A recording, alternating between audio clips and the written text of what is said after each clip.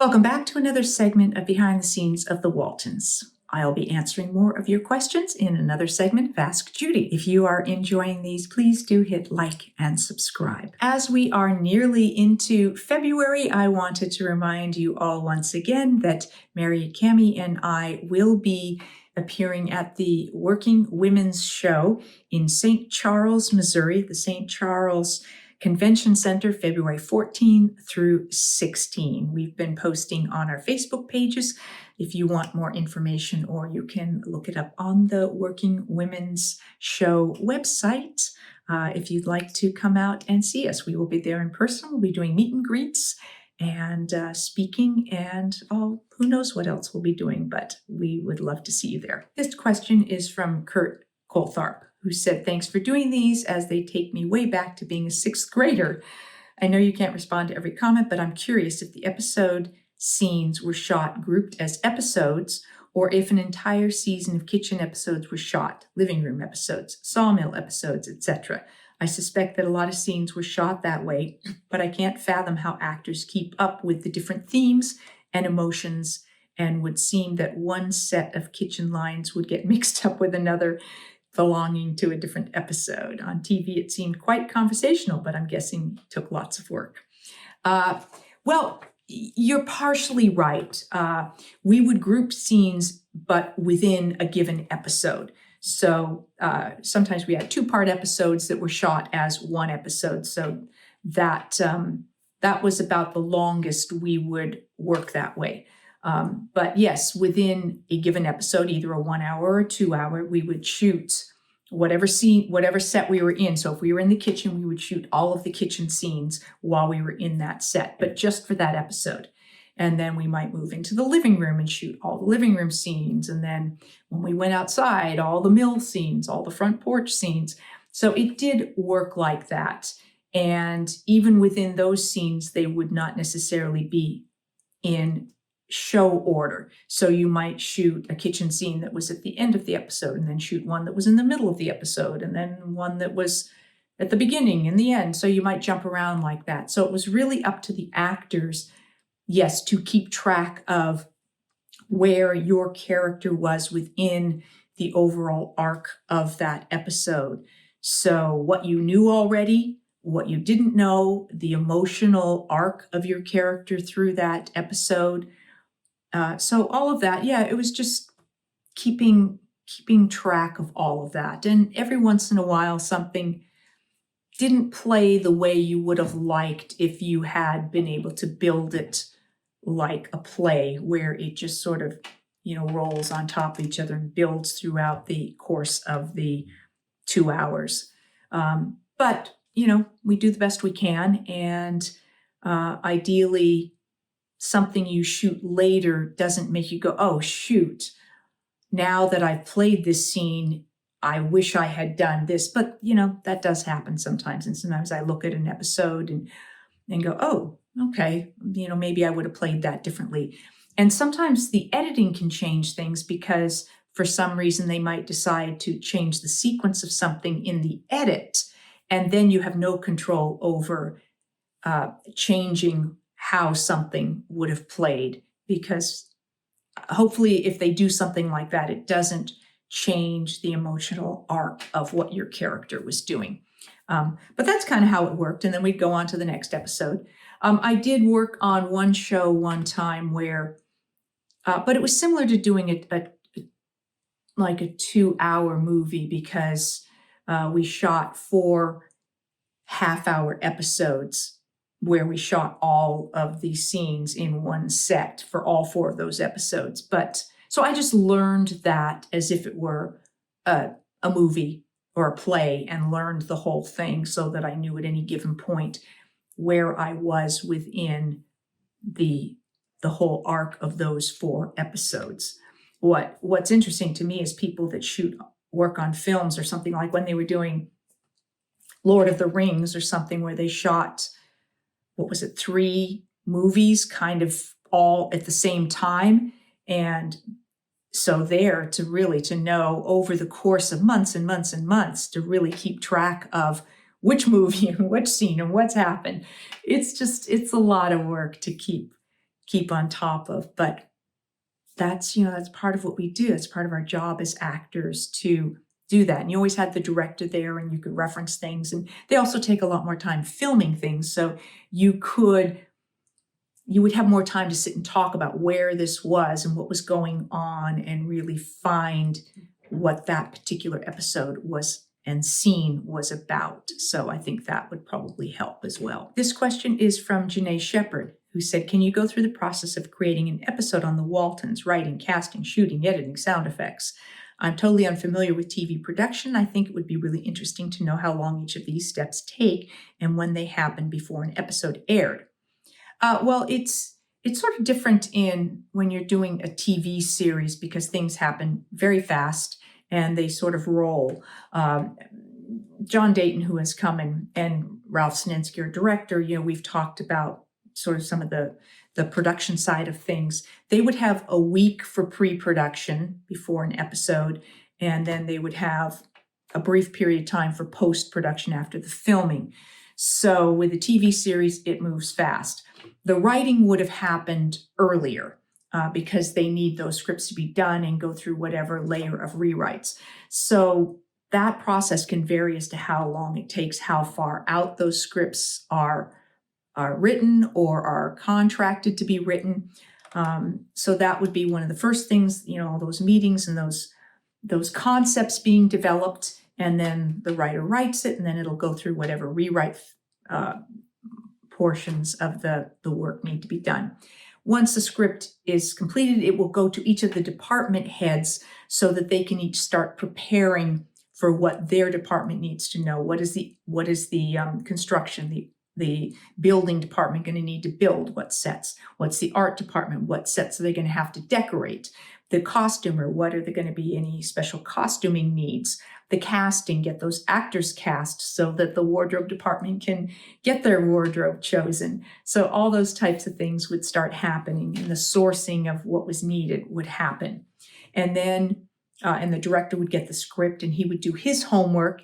He'd have about a week to do his homework, work out what the locations were, where things were going to be shot, how he saw those or she saw those scenes being filmed, and sort of map them out for himself. Any special equipment that was going to need to be ordered if he had requests, if he needed a crane, if they needed, nowadays a drone or a helicopter or whatever, and what fit in the budget. So all those kinds of things would happen in a very short period of time, the week before filming started.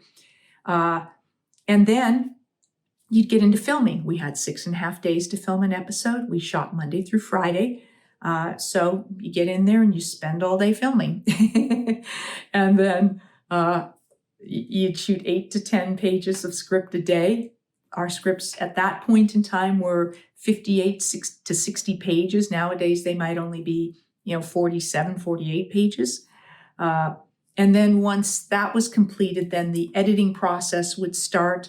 The music being added to it would get done. Any sound effects would be added in, and then it would go into its pipeline to go on the air. So that's like the very abbreviated version of how sort of an episode like The Waltons would happen, and that would happen then over and over during the course of 24, 25 episodes in a season. This question from Steve, who said, I was wondering what it was like for you to be famous at such a young age. Was there a particular moment when you realized you had or didn't have it? How were you able to distinguish between those who were genuinely interested in you versus what you could do for them, or who just wanted to stand at the edge of your spotlight? I think because I started acting really early, a lot of it was not so much about feeling famous or anything like that, as much as just enjoying the work. With the series, we started seeing the ratings and recognizing that the show was doing well, but until we started doing personal appearances, going out and doing, say, a parade or appearance where people might be asking for autographs, or fan mail started coming in, then you started thinking, oh, okay, I guess people recognize who I am, or you start going out and people recognize you. LA's less of a place where, for a show like The Waltons, we didn't get mobbed. It wasn't a cool show. It wasn't like we weren't like rock stars, famous, not in LA. And so, I mean, I recognized that people were familiar with who I am, who I was, not that I'm not the same person, but I'm not doing a hit show right now. So I think it started gradually. I started becoming more aware of the recognition factor, but yeah, I wouldn't say that it was something that had to really change my life, because I could still go anywhere I wanted to and pretty much do what I wanted to. So that was nice. I didn't have to suddenly like hide and have, I didn't have people chasing me. There was no social media, so people weren't trying to take, cell phone pictures of me. Cell phones didn't exist. So it was just a different era, which was nice. And then as far as people who was interested, I think it's a feeling in having a conversation with somebody where they just feeling, were they genuinely interested in me as a person, or was it kind of all about the character and the show, and did they seem more like have a groupie vibe to them or something like that? So when I was out doing a personal appearance, I might get more of the, it's all about fandom, in which case I would, do my best to be nice to people and sign autographs and take pictures, but I didn't really share a lot about myself personally. And I think actors just get those instincts about who's real and who's not. And I think that's just, you have that radar. And so there are things I will share with some people and not share with other people.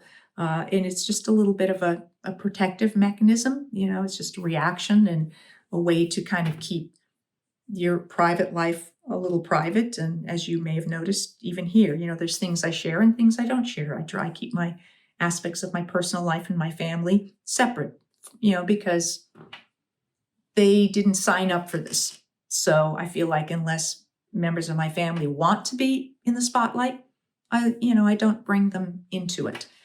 So that's, I think it was very similar for the rest of us. And we had each other, so we could share whatever we wanted or needed to share amongst ourselves, because we always had each other. So that helped a lot. And this is from Steve Kelly, who just has an observation. I didn't know John Curtis was played by twins until today. Yes.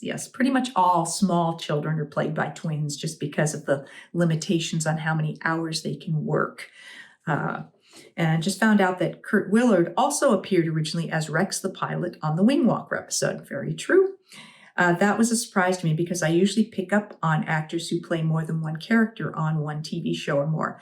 I know there were multiple actors who played John Boy and Kurt Willard on the show, and perhaps another actor who played two different characters on the show. Correct me if I'm wrong. You are correct. So yeah, that did happen. Sometimes actors weren't available, and like the character of Amy Godsey was played by two different actresses. When Rachel Longacre's family moved back east, when her father's job was moved back east, and so then she wasn't able to be available for every episode. So there was a point where they brought in another actress. Same thing with Patsy Brimmer. There was a point where the original actress wasn't available, and so they brought in another actress for an episode. I think it was the Great Motorcycle Race. They had another actress play Patsy Brimmer. And then Debbie Gunn was back for when Patsy, I think when we saw her again later on. So those types of things did happen. Fannie Tatum was played by a couple of different actresses. The character of Curtis Norton was originally played by Ned Beatty, and then he was played by another character the second time. The Literary Man, A.J. Covington, was played by David Huddleston, and then by another actor later on. So it did happen, and I think some of it was just availability of actors at times. That would be my best guess on why actors didn't return, or in some cases, like Tom Bauer talked about, it was a request for a pay raise, and they didn't want to give him a pay raise, so they recast the role. They killed him off, and then they recast the role. So I think with tight budgeted shows, that can happen sometimes as well. Thank you for joining me for this segment of Ask Judy. I will be back with more behind the scenes of the Waltons and more Ask Judy. Thanks for watching.